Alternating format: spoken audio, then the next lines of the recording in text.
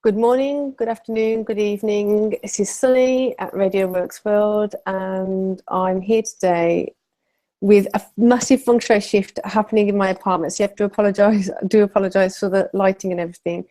And the actual topic I want to speak today about was assumptions, judgment, and biases.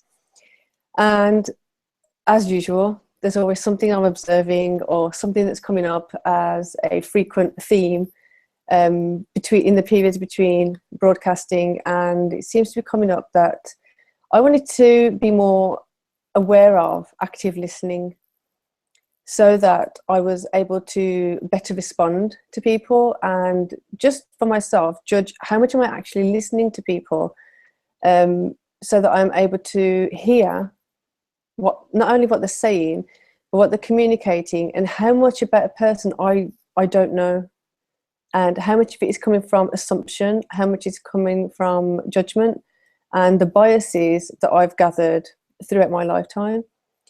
And in doing that, it's been quite interesting in then changing that and having the conversations. And when I'm hearing people respond to me without judgment, I'm actively listening to their responses. Therefore, what is it that they've heard about me? And what judgments and assumptions and biases have they placed on me? And it's been enlightening to also, from that, look at and measure what kind of messages am I giving out also.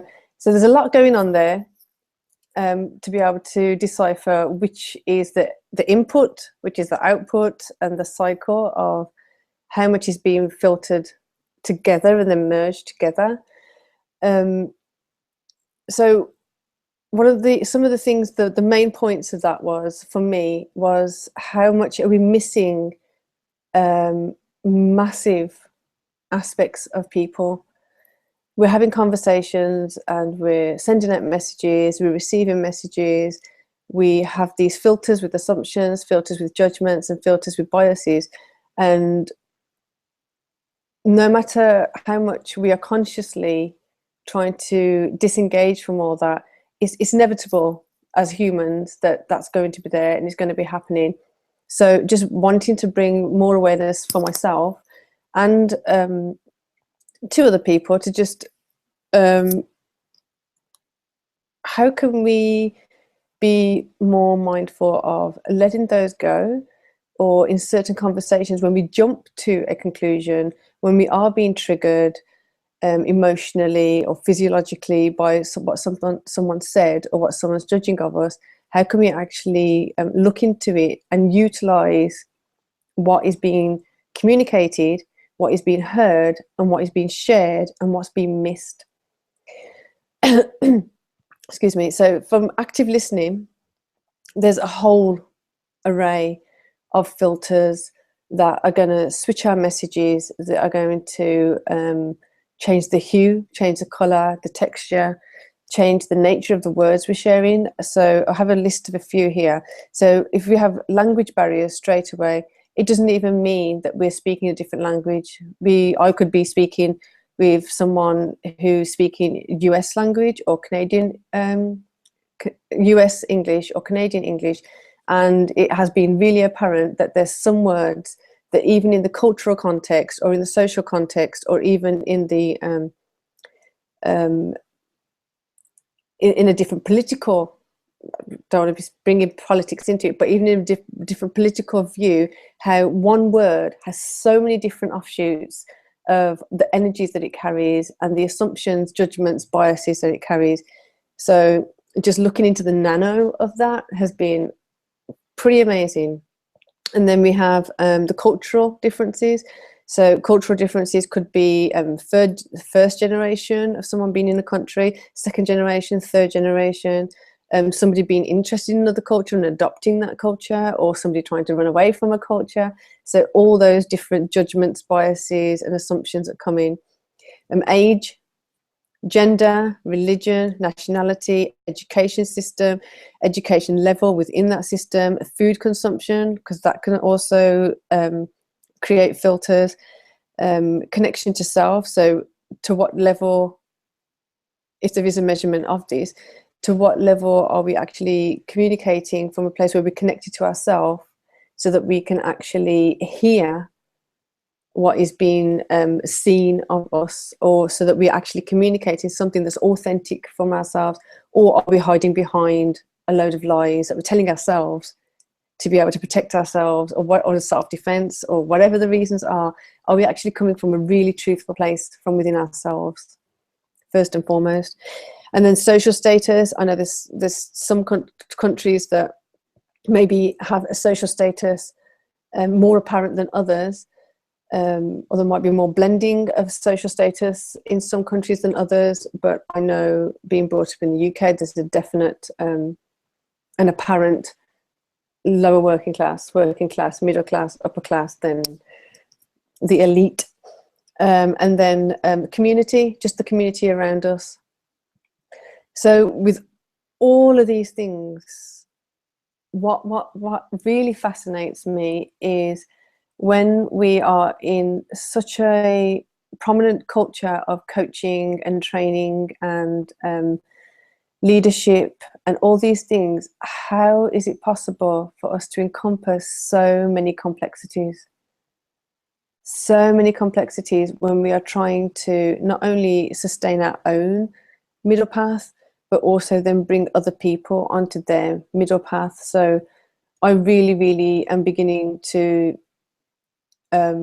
more and more so see that I want to communicate the importance of harmony as opposed to balance.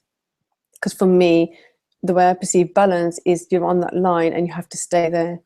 Whereas the harmony is the merging of the polarities of situations of the self, and then merging it so that we sustain a harmony as opposed to a balance. And how that then, from what I'm observing, from what the feedback is, from what I'm practicing myself, is how it's more chance of sustaining that, and it's easier to navigate the twists and turns that are coming ahead, the unexpected and things like that. So bringing it back to how can we encompass so many possibilities of where a person's from, where they're heading to, and just when we're narrowing it down to simple assumptions and judgments and biases, how we're losing so much of the beauty and the richness of a person, and why active listening, without the judgments, without the assumptions, without the biases, it just seems more and more apparent that it's more and more necessary for us to just try and shed those as much as possible.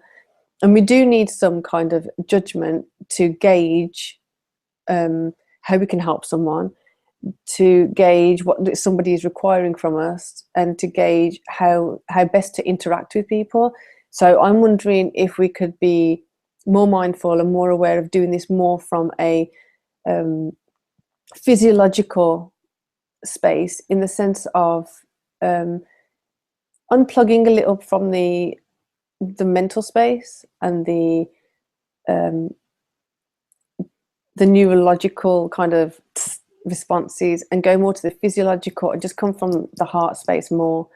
And we're hearing so much about going to the heart space, and just I want to know more about coming from that space more so that any assumptions, judgments, biases that are coming from me are dissolved more and more and more so. And we are infinite, essentially, as part of the universe, and the universe being part of us and all that.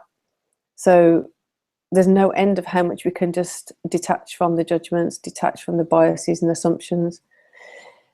So that, for me, I've gone around, again, as usual, I've gone around the houses, and there's loads of loose ends and strings and all other things hanging around. But to bring it all in together into one space is the concept of active listening, and not just active listening with our ears, but active listening with our heart, active listening with compassion, active listening with consideration.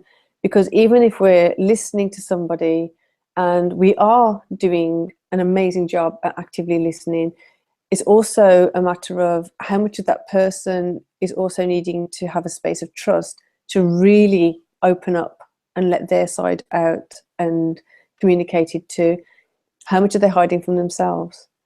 So to me, it just seems apparent that with assumptions, with biases, with judgments, taking each person as the unique being that they are and trying my utmost best to detach any preconception of that person and to come in from here, and not only listening to their words, but listening to their energy, listening to their responses to me, because what is that allowing me to learn about their perception? And also just going in with such compassion that they're almost like a blank slate, a blank canvas, and letting them paint the picture for me, letting them paint my the details for me of who they are.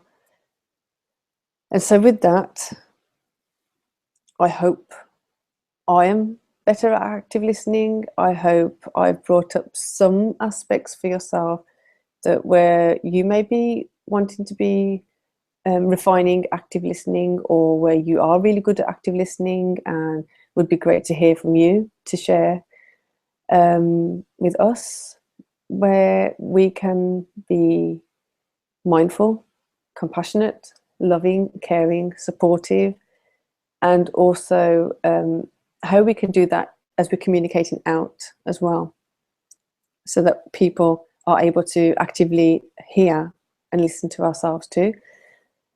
So I hope you have a lovely morning, lovely afternoon, lovely evening, wherever you are. And this has been Sunny at Radio Works World. Take care.